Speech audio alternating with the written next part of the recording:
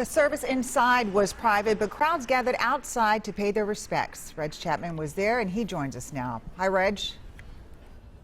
How you doing, Amelia? The family of Floyd's family was inside this memorial service. It was Floyd's extended family, the people of Minnesota and beyond, who are out here to celebrate his life and to pray for change.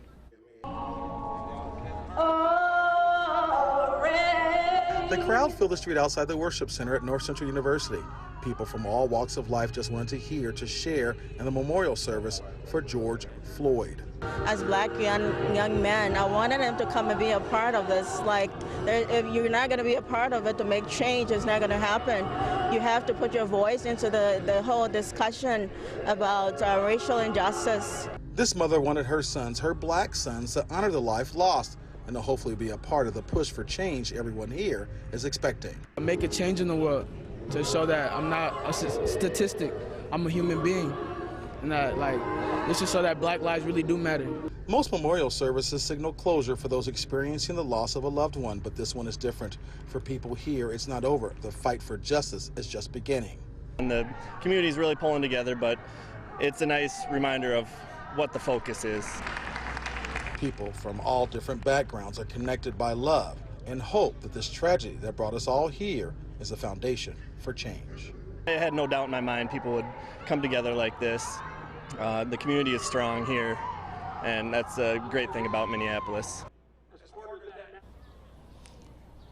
And Amelia, there were thousands of people out here as far as the eye can see, and they all had one thing in common. They were here to honor Floyd's life and to also be a part of the change they all expect to come.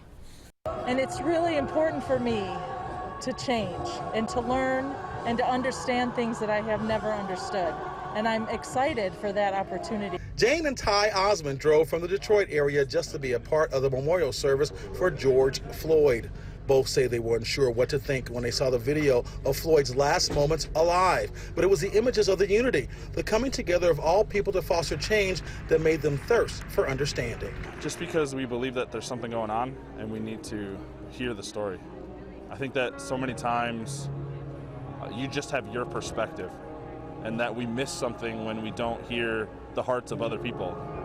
And we really felt like there was a perspective that was coming from this environment that we didn't understand and know and wanted to know. And that's the only way that we can relate to other people. Now, this was not just a community event, it was an international event. People and journalists from across the globe were all here to honor the man who brought the world together with just 3 words: I can't breathe. Reg Chapman, thank you.